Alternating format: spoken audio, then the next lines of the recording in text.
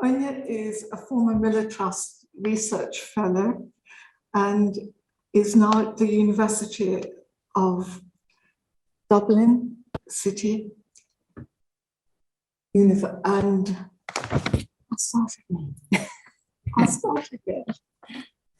Okay. Anya McGillicuddy is a former Miller Trust Research Fellow here at the University of London and now lectures in German and children and young adult literature studies in the School of Applied Language and Intercultural Studies at Dublin City University. Among other positions, Anya is currently a member of Dublin City University's research team for the EU co-funded Creative Europe project GBook 2, dealing with European teens as readers and creators in gender-positive narratives. The publications include articles and book chapters on the works of Judith Kerr, as well as co-edited volume entitled Politics and Ideology in Children's Literature, and that was published quite recently. Was it? Recently enough, yeah. 2014. Yeah. She'll be dealing this evening with questions concerning truth, authenticity, and memory, which are even more crucial as we progress through the second half of the 21st century and draw further away from the lived memory of the National Socialist era, 1933-1945, and its terrible impact on society and individuals. This includes the displacement of thousands of children on Kindertransports and their forced separation from family and home. A new generation of child readers is now learning about this significant chapter of world history. For many children, fictional narratives continue to be their first meaningful encounter with historical events. So I shall now hand over to Anya, and the topic is Fact and Fiction, Irish Writers' Kindertransport Narratives for Child Readers. Thank you very much. Thank you for that lovely introduction, Jana. I'm delighted to be here, particularly as I was supposed to have come here originally in 2020. So I don't need to explain why that didn't happen, I think. So I'm delighted I finally made it here. So I would really like to thank the Centre for German and Austrian Exile Studies for awarding me this Martin Miller, Hannah Norbert Miller Visiting Fellowship.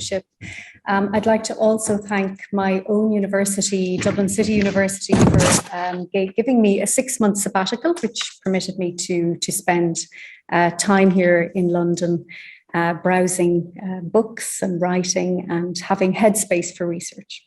So the title of my talk this evening is Fact and Fiction, Irish Writers' Kindertransport Narratives for Child Readers. I'm assuming that everybody here is quite familiar with the details of the Kindertransport.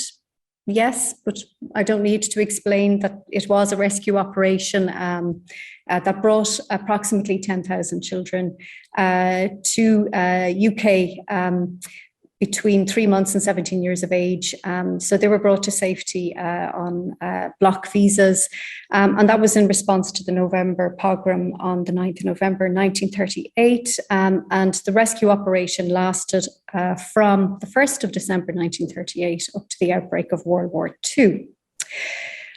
So I just want to draw your attention, first of all, to this headline. So in January of this year, this headline caught my attention on Ireland's national news website, and it reads, "Almost a quarter of young Dutch deny Holocaust or think it's exaggerated. Survey," end of quote.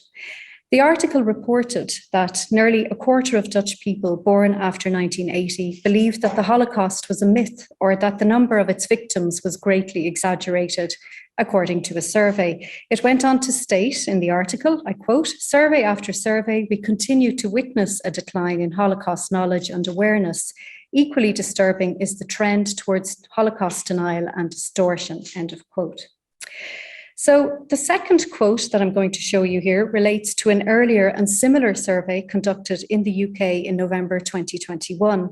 So that reads, "It is particularly disappointing to find that the Kindertransport, an important historic chapter, is being forgotten. Now more than ever, it is critical that we find new and innovative ways to perpetuate the memory of the Holocaust through education. This is imperative for the generations to come," end of quote. So here concern about the remembrance of the Kindertransport in particular is highlighted, as well as the importance of educating future generations so that they have a better understanding of the Holocaust. The results of this UK survey were reported in various leading British newspapers at the time of their release too. So these surveys I refer to here were both conducted by the Conference on Jewish Material Claims Against Germany, or the Claims Conference for short. The UK survey was conducted by the Claims Conference in conjunction with researchers in the Centre for Holocaust Education in University College London. In total, the Claims Conference conducted 7 surveys across 6 countries between 2018 and 2023 to gauge the level of knowledge of the Holocaust amongst younger generations. The results of each survey are published on the Claims Conference website, and I've provided you with the website address there on the screen as well. And they clearly do not paint a very positive picture of current levels of awareness amongst young people and emphasize how crucial it is for future generations to be better informed about the past. Now, whether or not the results of these surveys are entirely accurate is one matter. And I did also read online that there was some debate about the Dutch statistics in particular. But what is of interest to me is how these findings are currently making headlines in the media, and that they are highlighting concern about increasing levels of misinformation or gradual forgetfulness about the Nazi era, and the importance in particular of educating current and future generations of young people about the Holocaust and the Kindertransport. So my focus today will be on the latter, that is the Kindertransport, for the remainder of the talk. So published and unpublished factual accounts such as archived documents, diaries, letters, etc., history books and articles, as well as memoirs or interviews with those who experienced the Kindertransport at first hand, which are of course crucial personal eyewitness testimonials, all contribute to the conservation and manifold representations of the Kindertransport experiences. However, much of this material is more suitable and destined for adult consumption rather than for a more juvenile audience. So bearing in mind the awareness of the need to counter misinformation and accurately inform future generations about the Nazi era and the Kindertransport, how can one engage children of the 21st century then with the events of an increasingly distant past in a way that is of relevance to them? So one way, of course, is through the school curriculum and school-related activities, such as history lessons or class project work. It's important that children are educated about the facts and historical context, of course. But as Wenken and Röger point out in their 2015 article entitled "Growing Up in the Shadow of the Second World War, European Perspectives," they argue that the focus in history books tends to be on the collective experience. And this has a lesser impact than stories of individuals' experiences, which are easier to relate to and can stimulate feelings of empathy. There is a danger in teaching young people about the Nazi era and related traumatic events, predominantly through history lessons, that it remains at a remove, sealed off, consigned to the classroom and to an increasingly distant past. One way to mitigate this is through exposure to age-appropriate cultural treatments of historical events, such as historical fiction for a juvenile readership, which centres more around Alltagsgeschichte, so on the individual everyday experiences and concerns, focalised through a child protagonist, which would be of more relevance to children. Children's historical fiction, if it is well researched and engages the young reader, has a powerful role to play in conveying the past experiences of Kindertransportees to present and future young readers, with as much, or perhaps even more, impact than factual historical accounts. Such literary treatments become even more crucial as we move from the era of lived experience to that of cultural memory. So, cultural memory refers to events of a pre-biographical past which can no longer be experienced by living individuals and instead are mediated by culture. Stephanie Homer points out in the conclusion to her recently published book, which is an excellent book, by the way, The Kindertransport in Literature, that we will soon be confronted by, I quote, a shift in memory, end of quote, where with the dwindling number of Kindertransportees alive today, the living memory of this rescue operation is being transformed into cultural memory. So due to the decline in the number of Kindertransportees with the passing of time, there is naturally an inevitable move away from the narrative representation of the Kindertransport in memoirs or fictionalized autobiography, given that both these genres are predicated to varying degrees on their authors' personal lived experiences, and an increase in fictional treatments of this rescue operation. This is borne out by Homer's findings that I quote, since the turn of the century, there has been a steady publication of fictional Kindertransport novels, end of quote. So as we progress through these first 3 decades of the 21st century, fictional texts by authors of the post-witness generation, that is with no direct involvement in the Kindertransport, are emerging as an increasingly significant way in which to preserve and transmit the memory of this rescue operation to current and future generations. Indeed, as Emily Pine in The Politics of Irish Memory informs us, I quote, the creation of public works such as novels, films and plays is an important element in the processing and understanding of historical traumas, and it often remains the remit of culture to continue to remember, end of quote. Literature and other cultural works can convey truth in a powerful manner and bring historical events vividly to life.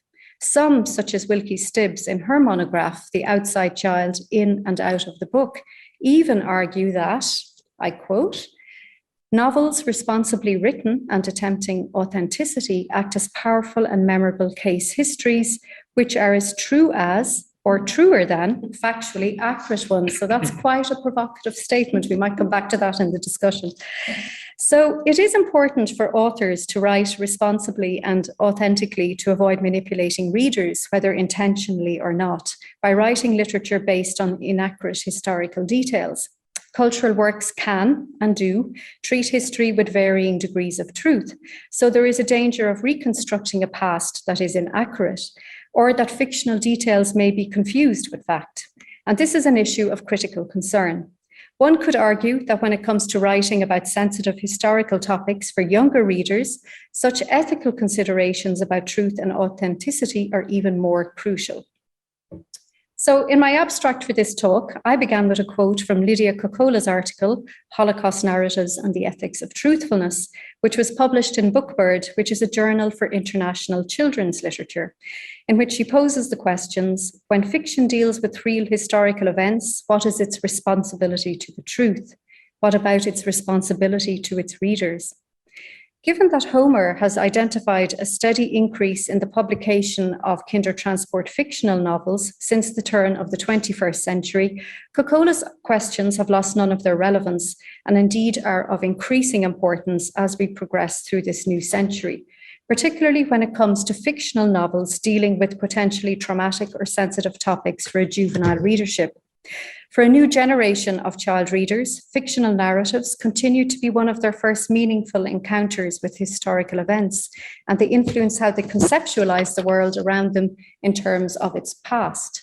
Or as Emer O'Sullivan puts it, I quote, children's literature provides children with their earliest images of the world into which they are gradually venturing, as well as the vocabularies they need to read that world, end of quote. Kokola, in her article, underlines the ethical obligation for authors and publishers to write and publish narratives for child readers that depict historical events accurately, even if the characters and the stories are fictional. Her study of literary treatments of the Holocaust critically assessed a selection of 6 children's novels and discussed their varying approaches in depicting traumatic subject matter for young readers.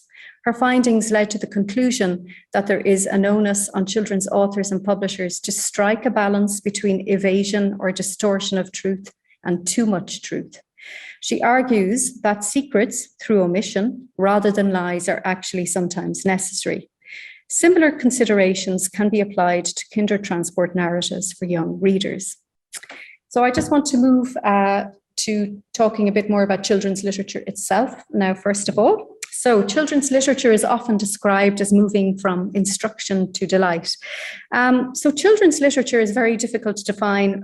First, I would like to point out, first of all, that it's a very broad church, and it's most often defined by its readership, ranging from the pre-literate to the young adult reader, and also by different categories. So picture books, illustrated books, novels, abridged texts, etc. So for the purposes of this talk, my focus later on will be on 2 novels for a pre-teen readership. So in his article, Instruction and Delight, Peter Hunt, who is one of the most influential children's literature study scholars, argues that children's literature is important because it is embedded in our cultural, educational, and social formation. Furthermore, he describes children's literature as, I quote, both varied and complex, and as a unique literary system that is inherently functional, educating and entertaining its readers in almost equal measure. The inclusion of the word almost here is significant, highlighting how some children's literature tends more towards didactic purposes, instruction, and some more towards entertainment, delight. This duality of purpose in children's literature between instruction and delight to varying degrees reflects a desire to teach children about the world they live in, past, present, and future, and to socialize them, but also to engage and entertain them, to stimulate their imaginations. The question, to what extent children's literature should entertain or instruct, is an ideological one, as is the question of what children should learn through literature. Indeed, as has been argued by many children's literature scholars, all texts are ideological, but perhaps none more so than those written for children. Children's historical fiction, as we have seen, can have an important and influential role to play in teaching young people today about sensitive and traumatic topics such as the Holocaust and the Kindertransport. But there are many challenges for children's authors and publishers. The story needs to be factually accurate without traumatizing young readers with too much graphic detail, as Kokkola has pointed out. And authors also need to avoid writing overtly didactic stories. Given that another important function of children's literature is to entertain, care needs to be taken also not to trivialize the real-life experiences of subjects or to distort facts for the sake of engaging the child reader's interest. So a balance needs to be struck in historical children's works between fact, instruction, and fiction, delight, if it is to both appropriately inform and engage a 21st century readership. As Homer aptly describes this challenge, I quote, authors find themselves caught between the historical past and the reader's present, end of quote. So bearing all of these considerations in mind, I would like to move on now to discussing a case study of 2 Irish authors' works on the Kindertransport. But first, I think it might be helpful to provide some brief contextual detail concerning Ireland and Jewish exiles at the time in question. And it will be very brief, but I'm assuming not many people know that much about the Irish context. You'll see that the heading here is Ireland, a terra incognita in the field of German and Austrian exile studies. And this was the description Gisela Halfter used in her 2006 groundbreaking study entitled German-Speaking Exiles in Ireland, 1933 to 1945. So this terra incognita attribute can be subscribed in part perhaps to Ireland's peripheral location on the margins of Europe, but also due to political developments in Ireland in the early part of the 20th century. So as part of the United Kingdom, the Northern Irish political context was, and still is, quite different to that of Southern Ireland.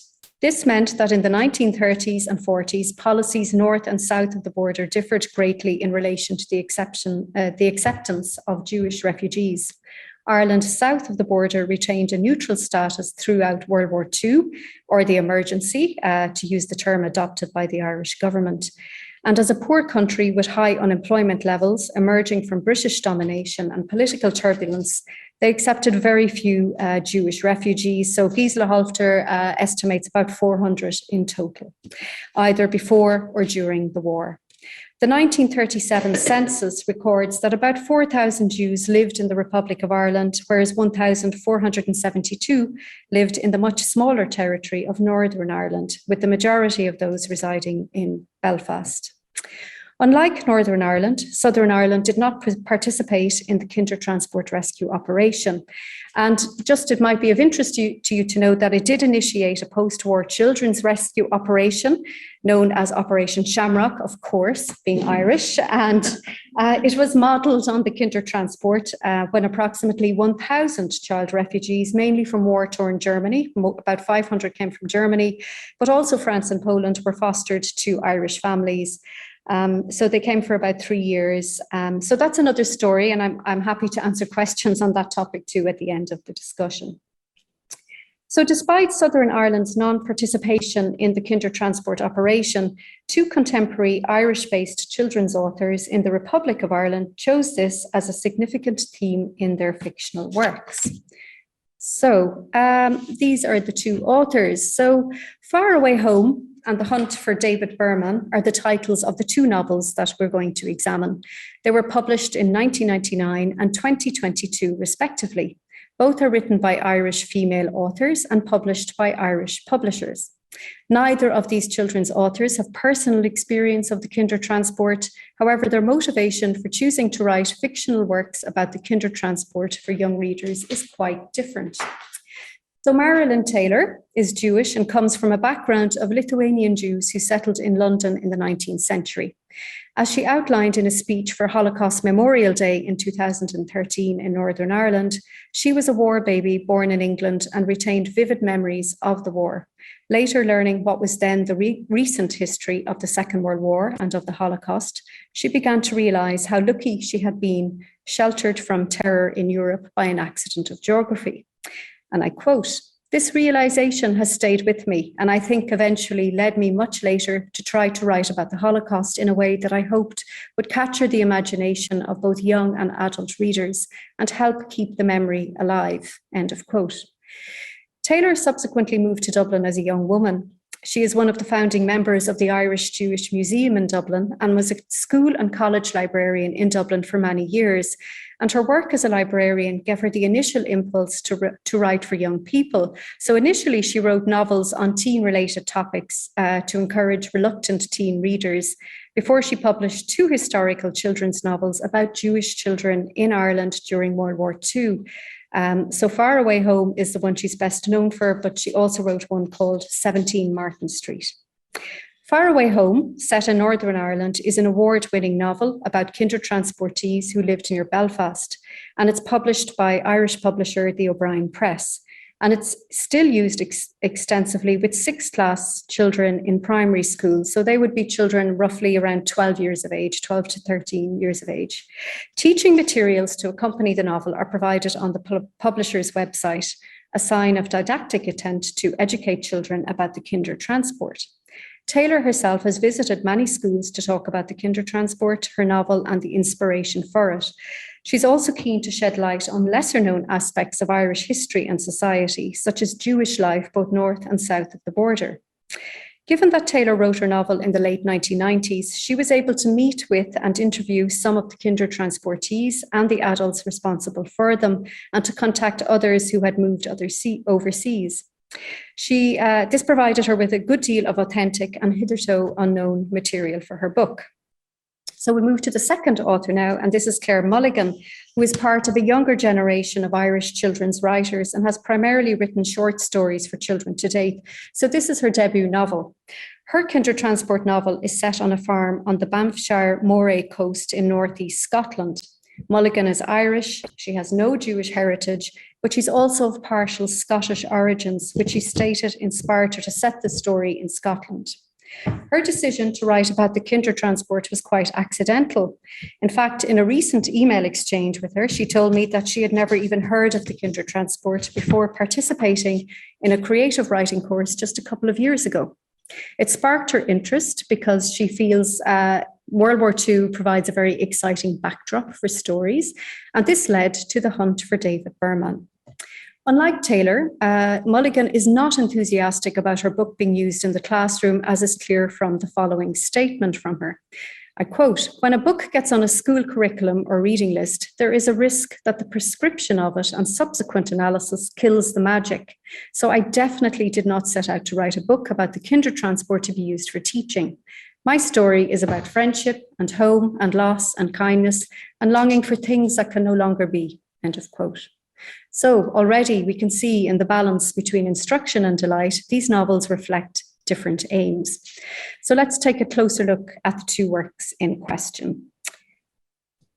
So we'll start with Far Away Home. This is a 210-page novel recommended for readers, as I was saying, between 11 to 14 years old, possibly.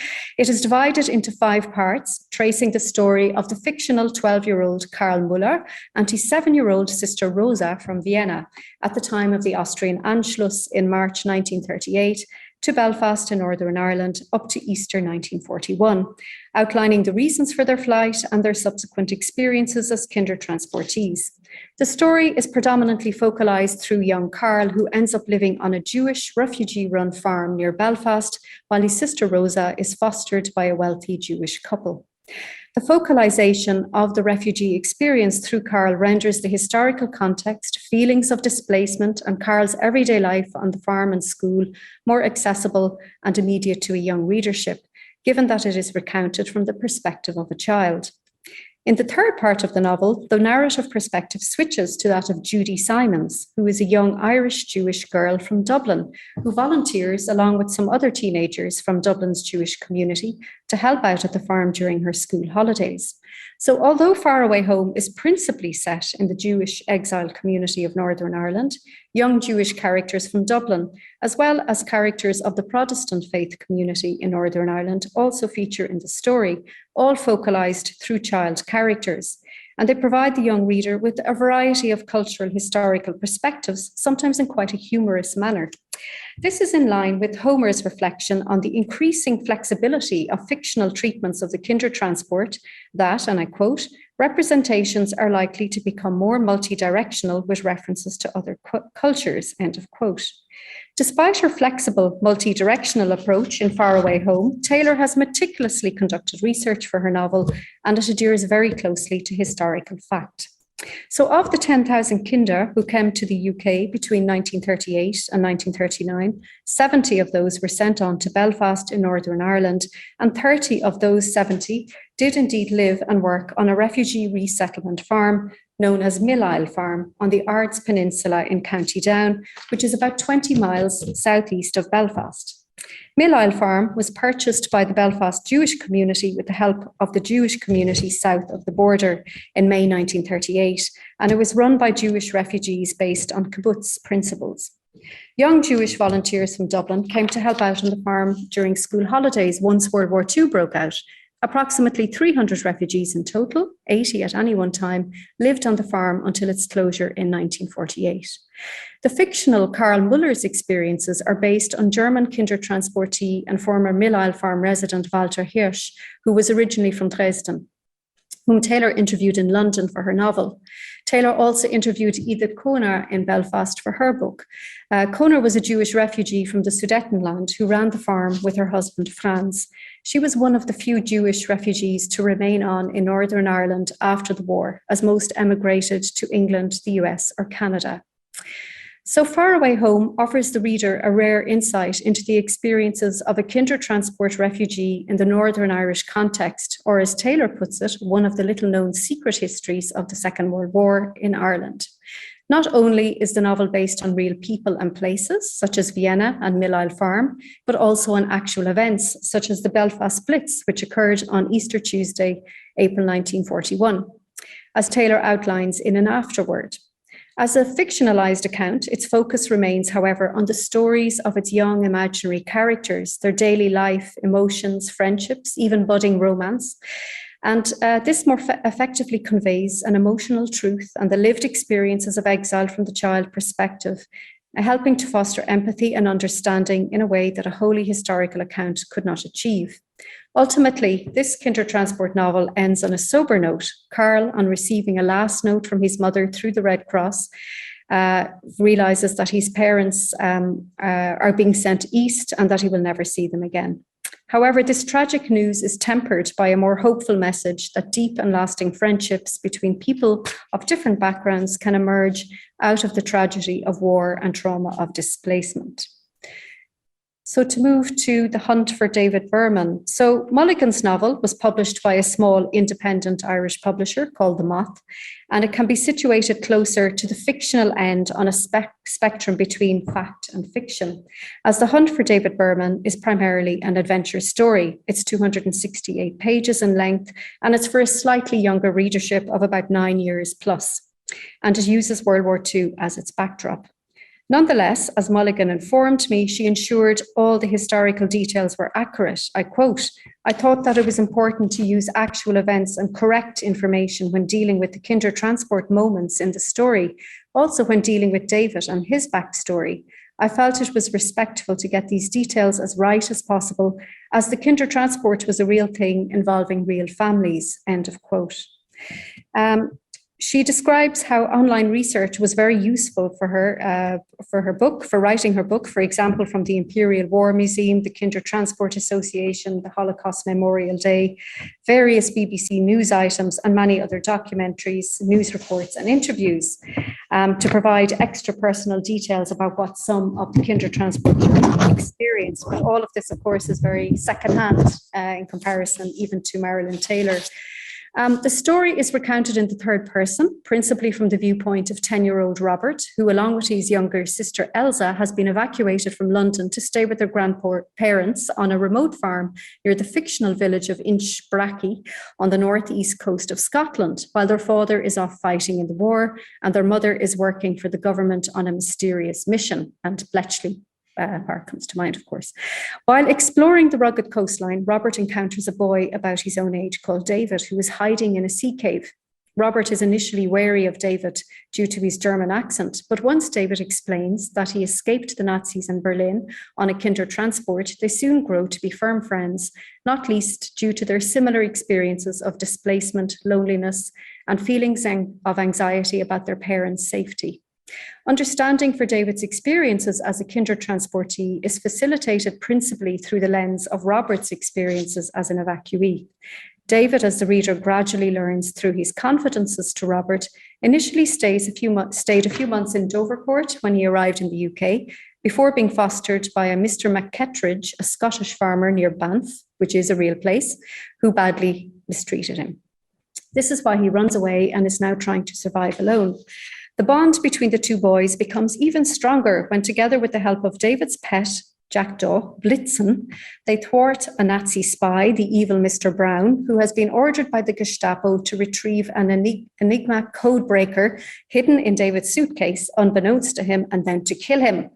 The story is fast-paced and suspenseful, a real page-turner, but there are also many moments of introspection where the reader is privy to both Robert and David's emotions, the challenges Robert in particular faces in an unfamiliar environment, as well as David's memories of leaving Berlin and his journey on the Kindertransport.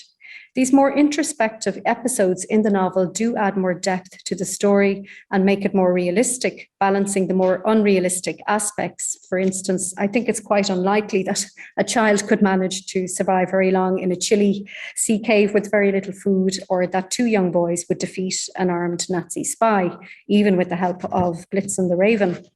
Unlike Taylor's novel, where the reader is told that Carl will not see his parents again, Mulligan's story ends on a more hopeful note in relation to David's immediate fate, at least in Scotland. Not surprising, really, given that this novel is aimed at a younger readership. However, Mulligan's ending does not distort the truth either, as the question of whether David will ever see his own family again remains open. Although Mulligan includes accurate historical contextual details in her story, David's placement with a foster family in Banff does not reflect the more usual treatment of Kindertransportees who came to Scotland.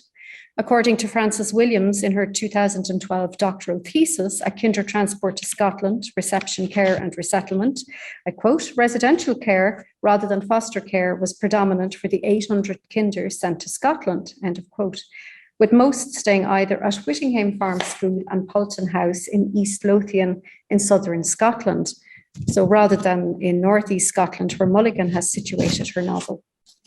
However, it could be argued that Mulligan's authorial choice to create a Kindertransportee character who is fostered in Scotland is nonetheless an authentic, albeit less usual, Kindertransport experience in a more marginalised setting.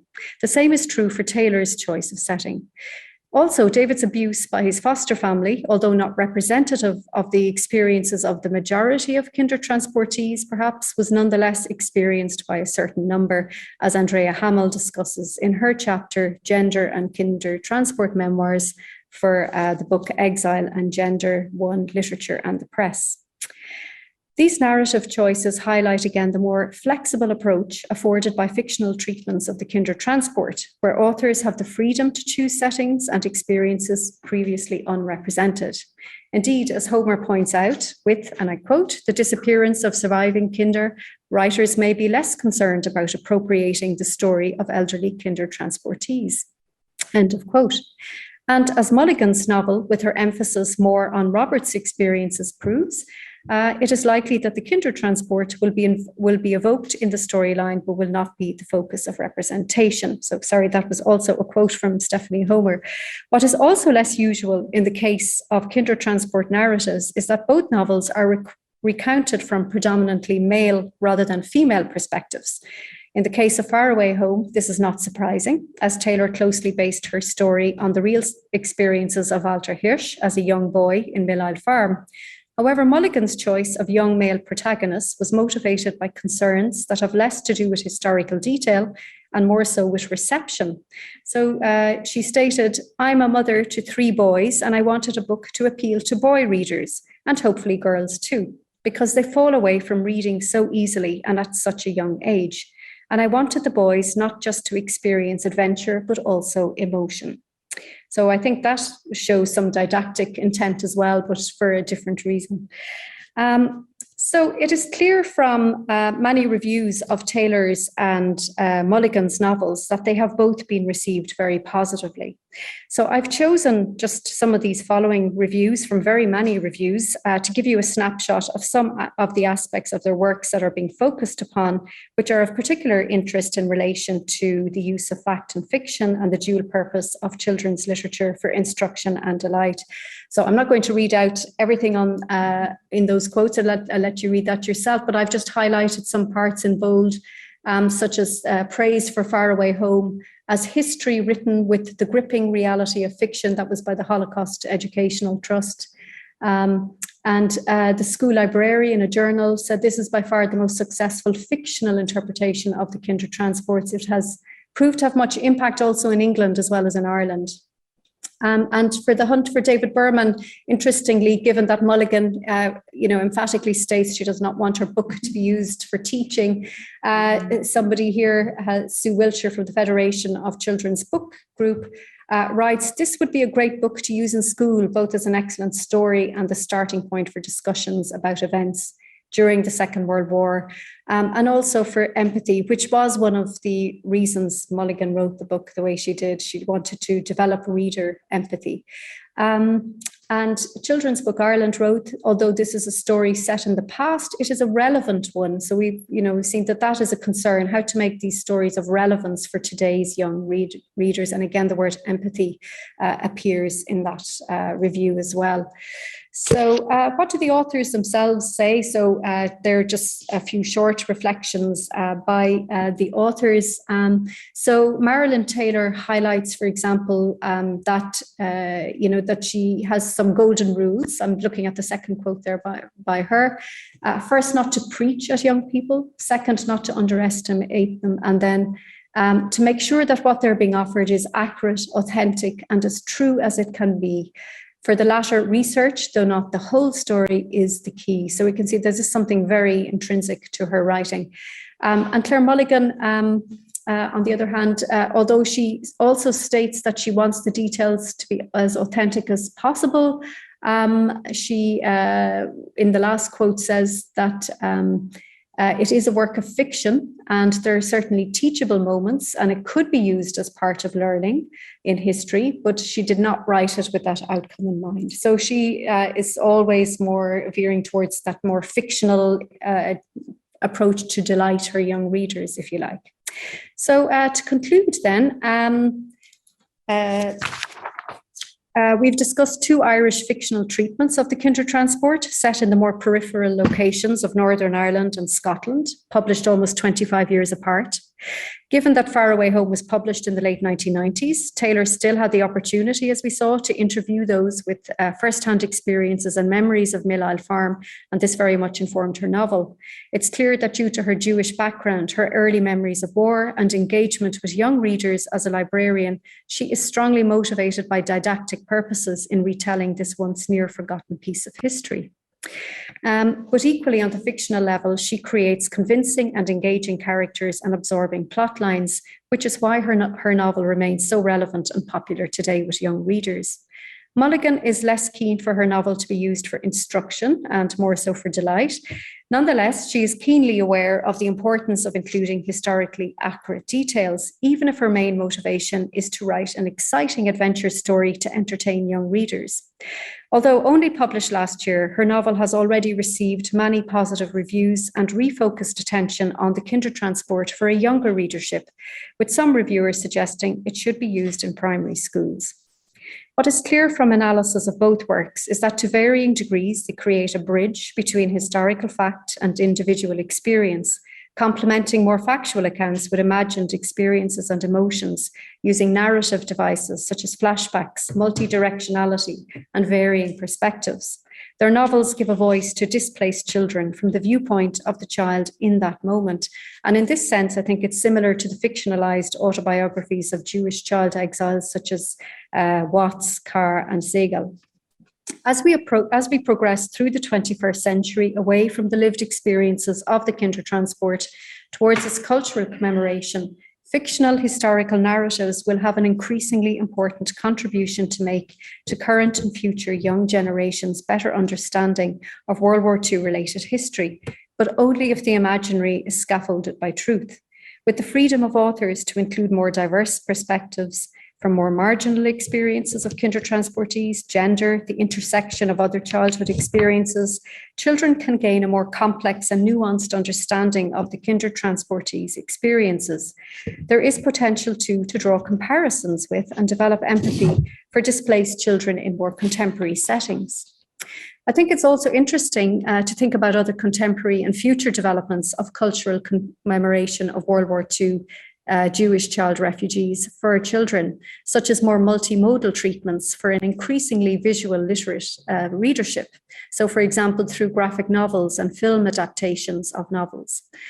So, for example, at the moment, a film adaptation is being made of Far Away Home. It's currently being filmed in Austria and Ireland. 2 volumes of the Canadian author's Irene N. Watts's fictionalized autobiographical trilogy, Escape from Berlin, have been published as graphic novels in the past 20 years. And a German film adaptation of Judith Kerr's When Hitler Stole Pink Rabbit was very well received in German cinemas in 2019. So they're just some thoughts to think about for the future. So if novels for children are responsibly written and succeed in both educating and engaging young readers, then the fields of exile studies and of children's literature studies, as well, of course, of future society, stand to gain. Thank you very much for your attention.